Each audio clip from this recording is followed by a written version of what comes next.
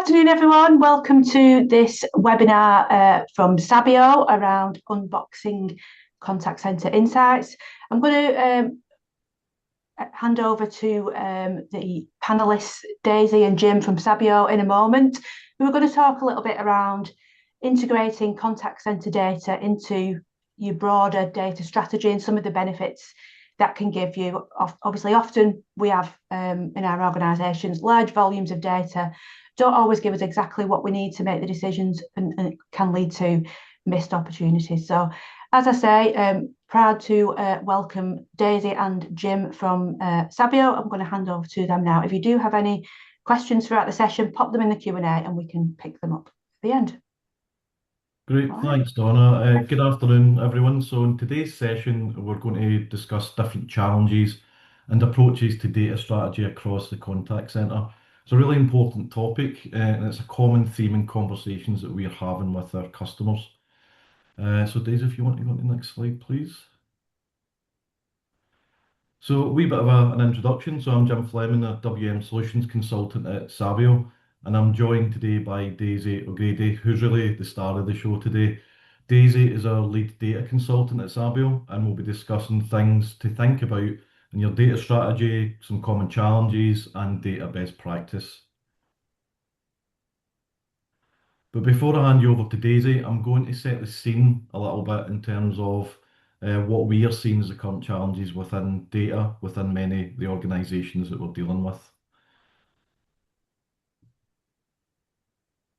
So the first challenge that we come across quite often is disconnected data sources.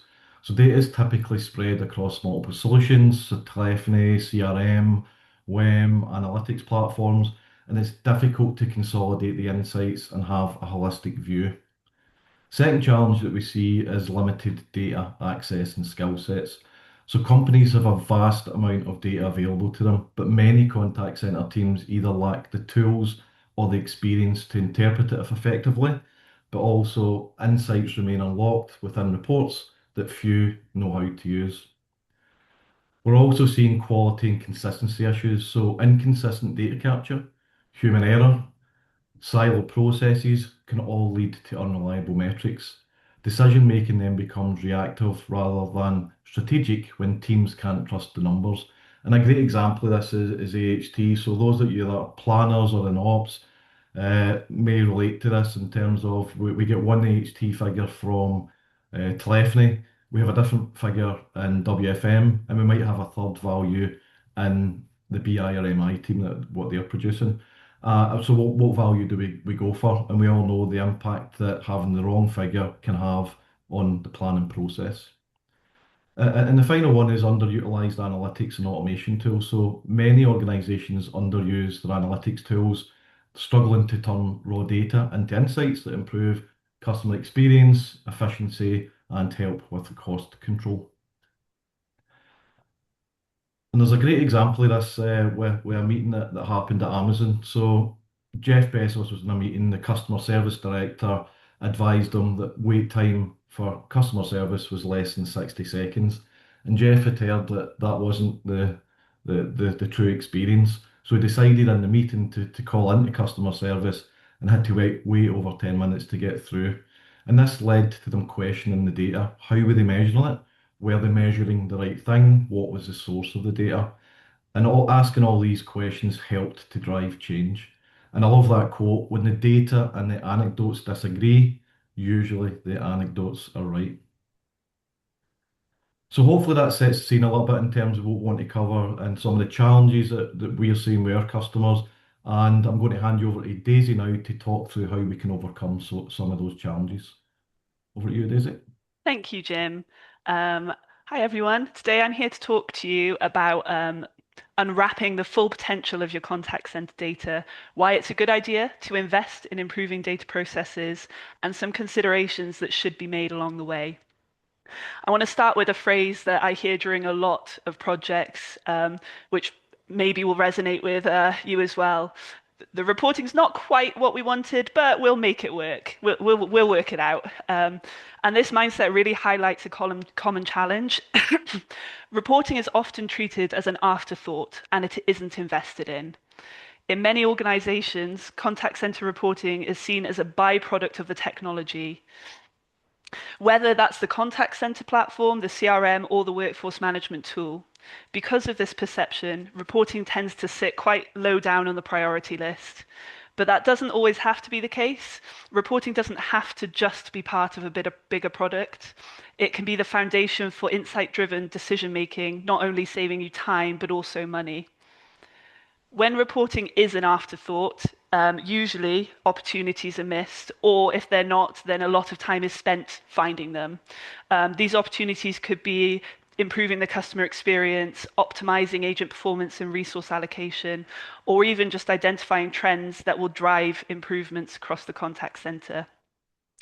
To fully realize the potential of your contact center data, it's essential to shift your mindset from reporting is just a byproduct to reporting is a strategic asset. Instead of thinking, we produce this AHT report every week because someone once upon a time asked for it, pretty sure they've left the business now, but we still send it anyway. Start thinking, we want to understand how agent AHT trends are evolving over time so that we can identify issues, take proactive action, and improve our customer experience. As part of the make it work idea, we see the following outcomes. Data is generally fragmented across multiple platforms. Jim touched on this previously. Most organizations are going to be using different solutions across their contact center, one for the telephony, one for CRM, one for workforce management. And each of these tools will generate its own data and quite often overlapping data.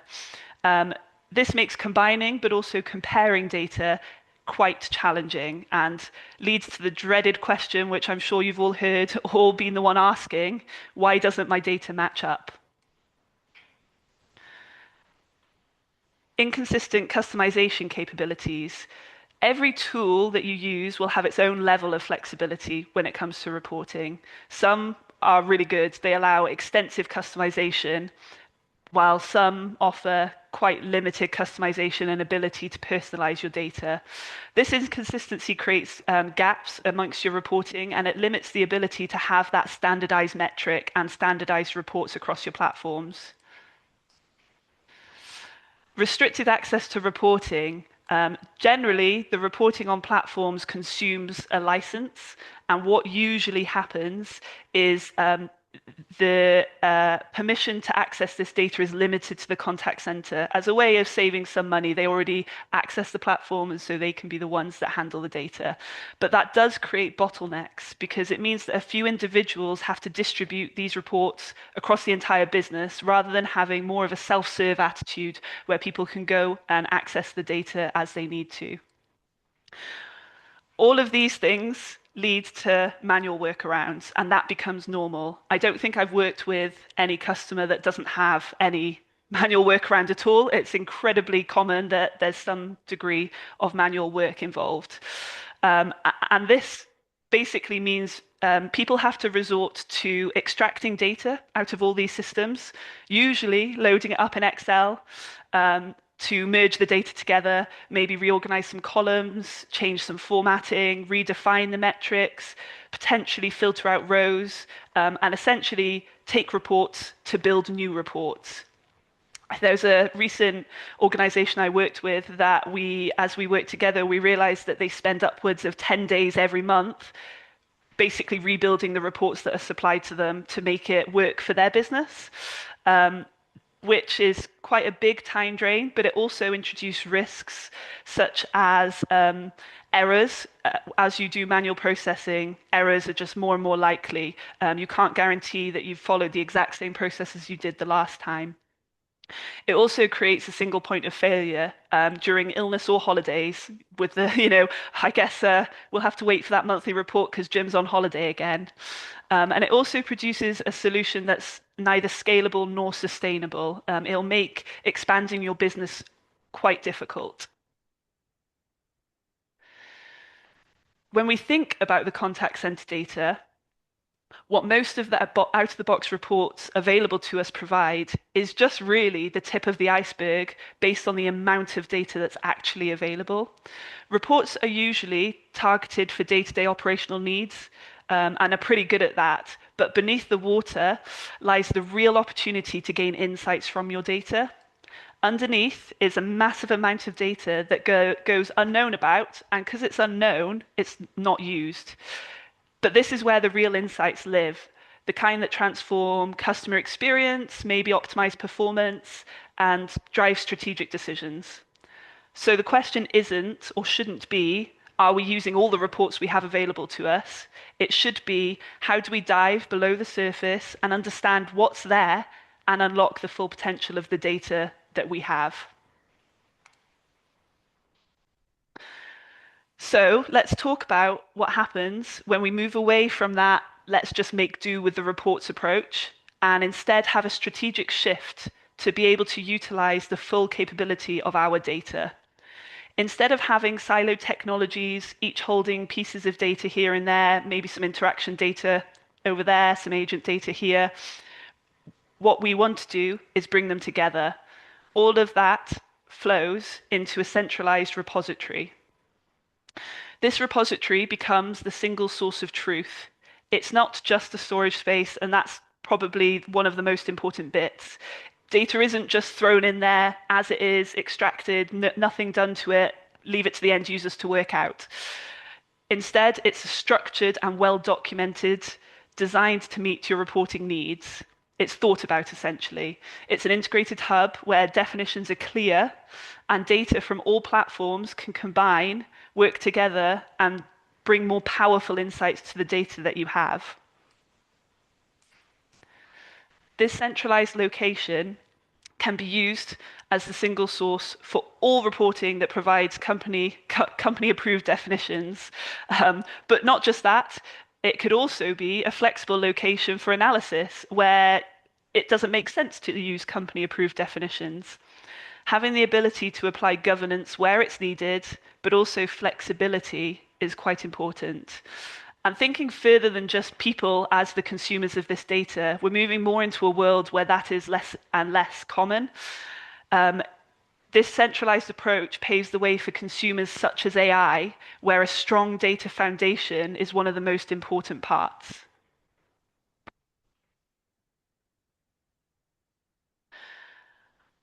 There are many benefits to having this centralized approach.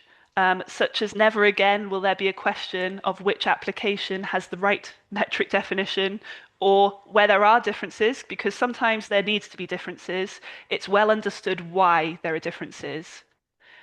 With automated checks on data and full documentation covering processes and definitions within your control, quality shouldn't be an issue. Having the underlying raw data at your fingertips, the stuff beneath that iceberg, it enables deeper analysis and not just the day-to-day, the monthly, the regular reporting. With less manual processes, there should be no concerns about bringing on new features, maybe expanding into new channels, or even starting up larger campaigns where you think that it's not worth the drain on the resource.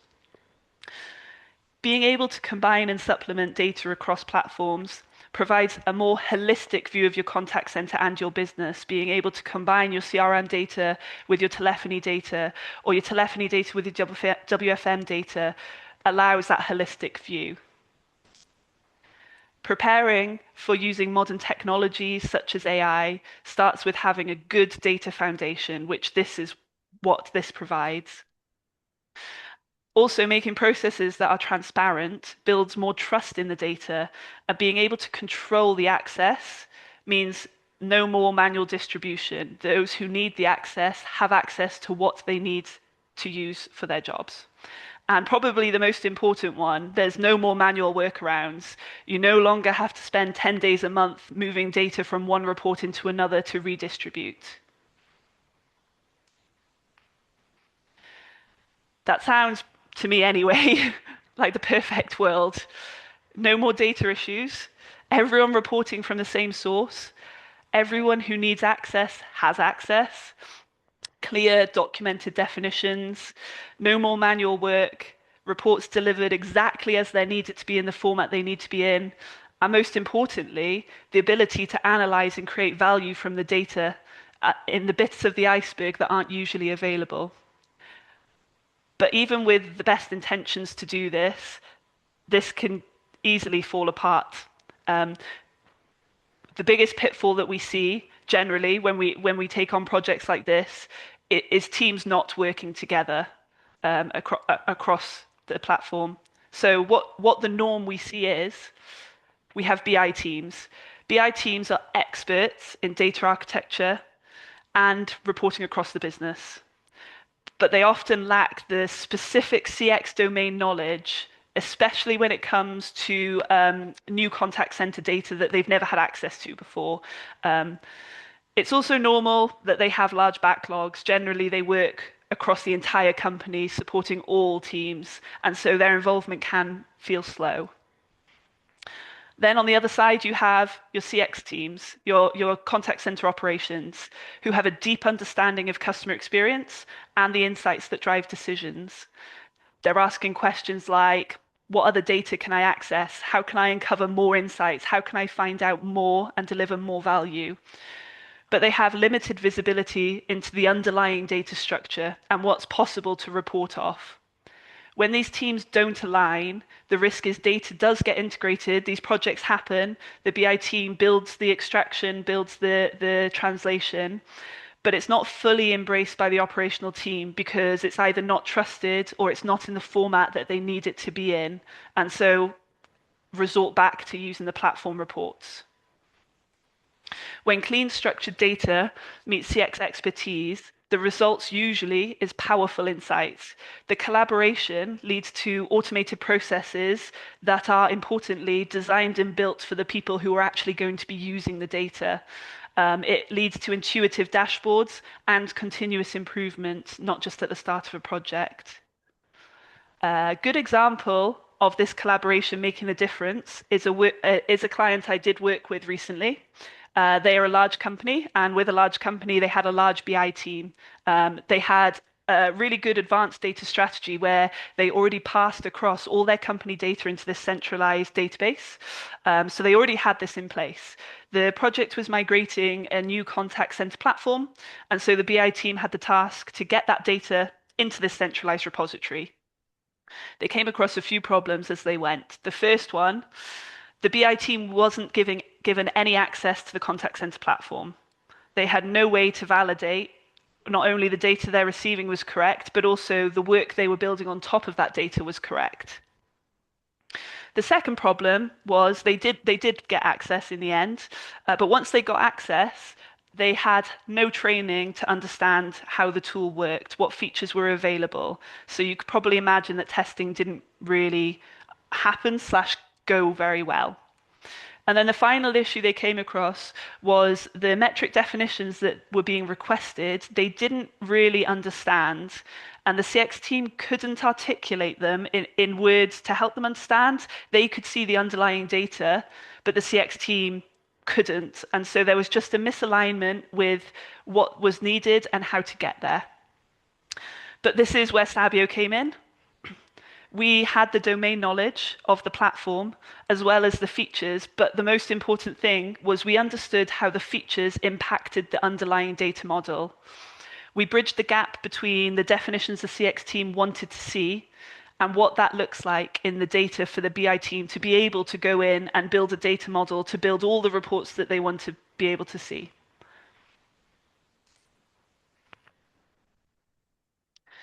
So, wherever you are on your data strategy, Sabio could help you. Whether you're just starting out or optimizing a mature strategy, Sabio provides the expertise and tools to help you move forward.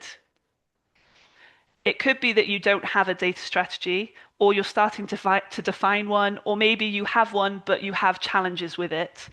Then our contact center data health check could help. What it does is it benchmarks your data strategy against industry standards, and it uncovers opportunities to improve it. We work closely with both your BI teams as well as the operational teams that use the data to assess the maturity of your approach. We look at both how the data is processed as well as how the data is used. It isn't just a diagnostic tool, it is a roadmap to help you elevate your data quality, how accessible your data is, how it can be governed, what the culture within the business around using data looks like, and if even the tools that are being used are appropriate for the people who are using them. During this health check, there are three key stages. The first one is a survey which goes out to both the data owners within the business as well as the data users. This survey and the results help us tailor the agenda for the full health check meeting, which is the second stage.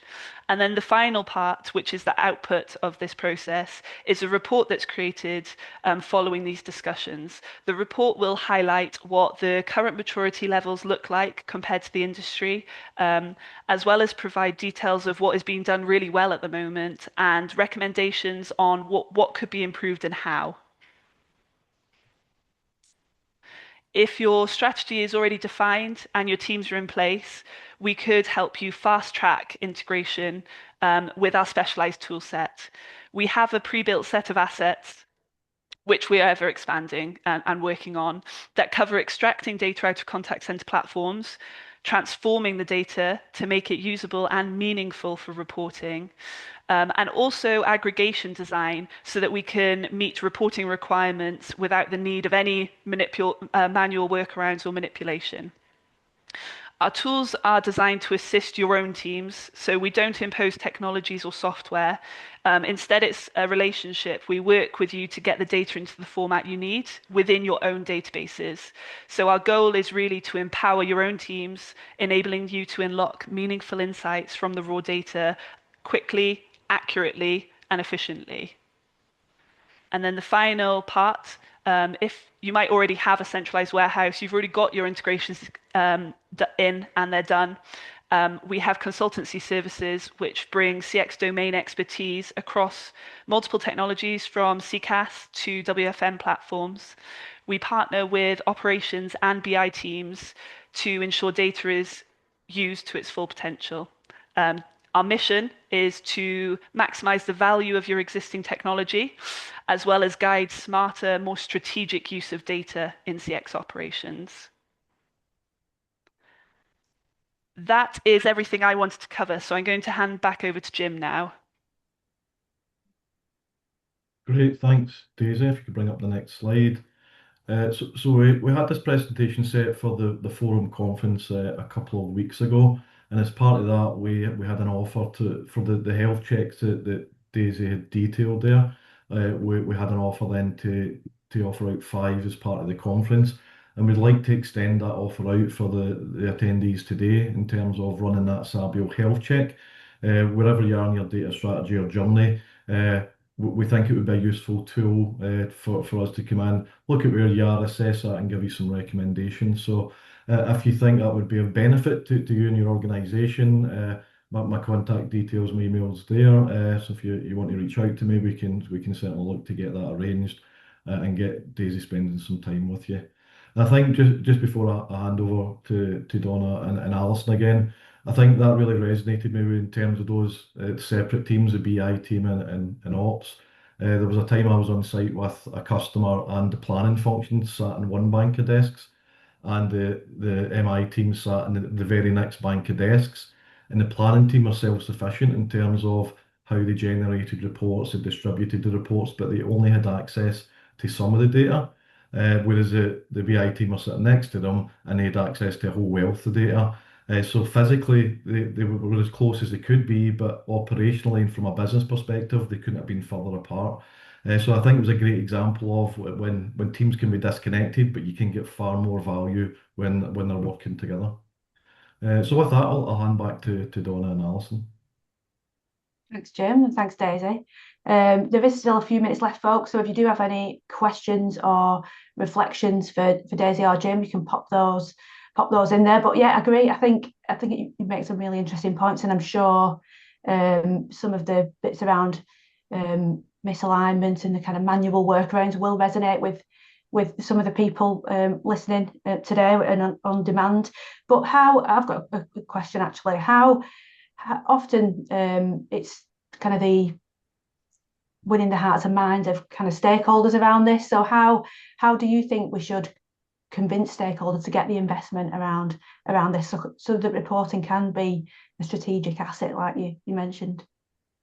Yeah, that's a really good question. And I could give a short and a long answer. The short one is business case. That's the key to everything. There needs to be a business case as to why it's worth the investment. It needs to not be seen as an expense, but instead a return on investment.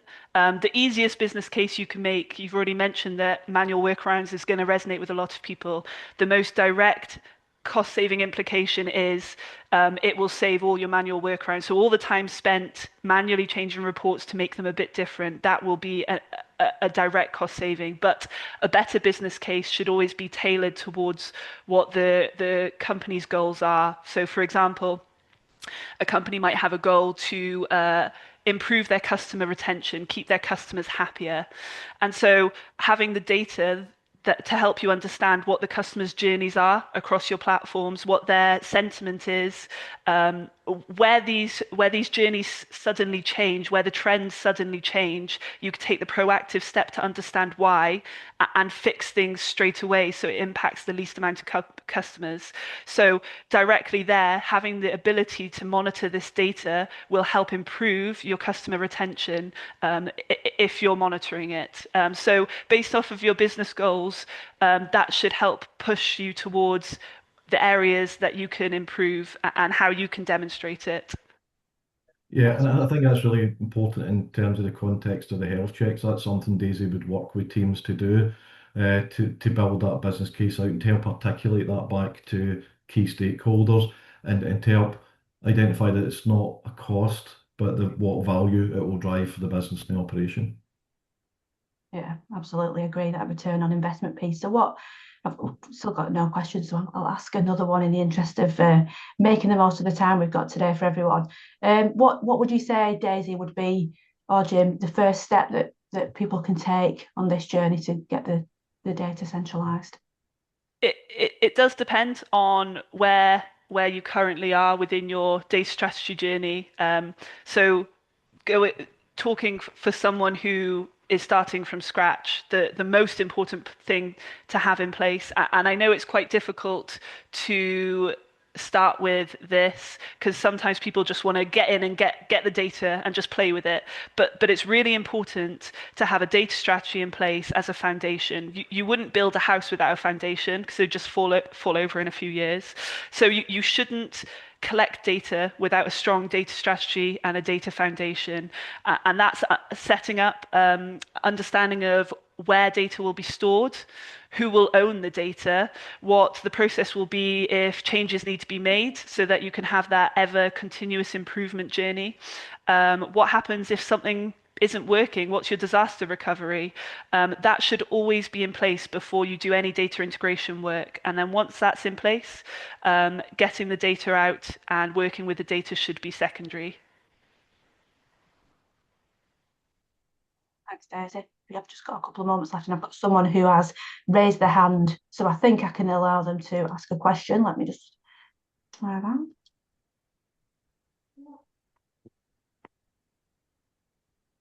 Hello there. Would you like to ask your question?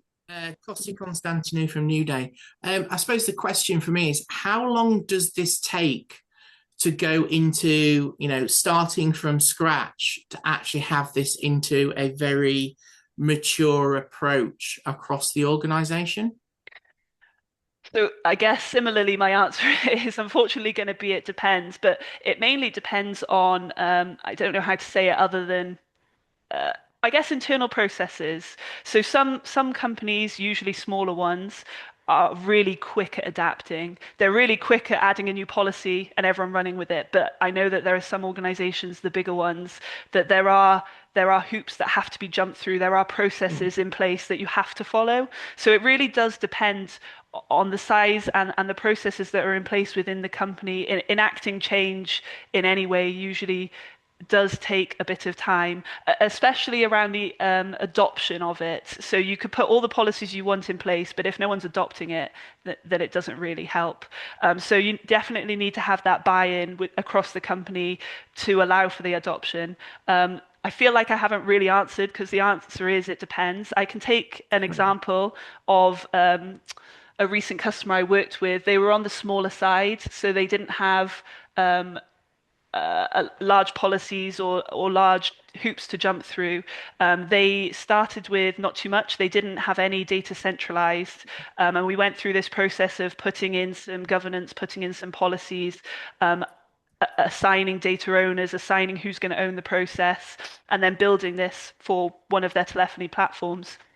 From start to finish, it was approximately, I think, 6 to 9 months. The majority of it was on the building that foundation and getting everything in place ready. Thank you. Thanks for your question, Costi. Thank you. Okay, so we have come to the end of time. I hope you've all found that useful. I've certainly found it really insightful, gave me some food for thought. If you do want to contact Jim regarding the free health checks, if you've taken his details, feel free to do that. Otherwise, get in touch with myself, Alison, or one of the team, and we can fill any questions or put you in touch with Jim or Daisy. So thanks, everyone. Enjoy the rest of your day and see you again soon. Thanks, everyone. Thank Bye. you.